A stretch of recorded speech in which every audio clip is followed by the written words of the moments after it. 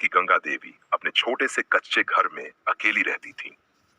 उनका इकलौता बेटा रवि, जिसे उन्होंने खून पसीने से पाल पोस कर बड़ा किया था, अब शहर में बस चुका था। विधवा गंगा देवी ने उसके लिए दिन रात संघर्ष किया, खुद भूखी रहकर उसे खाना खिलाया, दूसरों के घरों में बर्तन मांजकर उसकी फीस भरी। लेकिन जब से रवि शादी के बाद शहर गया, उसने पलटकर नहीं देखा। हर रोज गंगा देवी दरवाजे पर बैठकर बेटे के फोन का इंतजार करती, लेकिन हफ्तों, महीनों, सालों बीत गए। एक दिन पड़ोस की सुमित्रा काकी ने कहा, बहन तेरा बेटा तुझे लेने क्यों नहीं आता? गंगा देवी फीकी हंसी हंसकर बोली, अब शहर में जगह कहां होती है माँ बाप के लिए। लेकिन एक दिन हिम्मत करके उन्होंने खुद ही बेटे के पास जाने का फैसला किया। अपनी पुरानी साड़ी के किनारे में कुछ पैसे बांधे और कांपते पैरों से बस में बैठ गई। बेटे का घर। शहर पहुंचकर गंगा देवी ने दरवाजा खटखटाया। बहू नीता ने दरवाजा खोला, उन्हें ऊपर से नीचे तक देखा और झुंझलाते हुए बोली, अरे माँ, अचानक कैसे आ गई? पहले बता तो देती। अंदर से रवि की आवाज आई, कौन है? तुम्हारी माँ, नीता ने रूखे स्वर में कहा।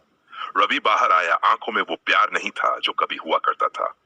उसने बिना खुशी जताए कहा, माँ, अचानक आना सही नहीं है, यहाँ हमारी जिंदगी बहुत व्यस्त है। गंगा देवी के दिल को ठेस लगी, लेकिन मुस्कान दबाए बोली, बेटा, बस तुझे देखने आई थी। रवि चुप रहा। बहू ने अनमने ढंग से उन्हें ड्राइंग रूम में बैठाया। खाने के लिए एक प्लेट में सूखी रोटी और दाल दी गई, जिसे देखकर गंगा देवी का मन भर आया। क्या यही मेरा प्यार था जो इस रूप में लौटा? रात को बहू ने रवि से कहा, माँ को वापस गांव भेज दो, यहाँ जगह कम है और उनकी जरूरतें बढ़ेंगी। रवि ने सिर हिलाया, मानो माँ अब बोझ बन चुकी थी। रात को जब सब सो गए, गंगा देवी चुपचाप उठी, बेटे और बहू के कमरे के दरवाजे के पास गई, हल्के से दरवाजे पर हाथ फेरा और धीरे से फुसफुसाई, बेटा खुश रहना, भगवान तेरा भला करे। सुबह रवि उठा तो माँ का सामान नहीं था। सोचा कि वह गांव लौट गई होंगी। उसने ज्यादा ध्यान नहीं दिया और अपने ऑफिस चला गया। कुछ दिन बाद गांव से खबर आई, गंगा देवी अब इस दुनिया में नहीं रही।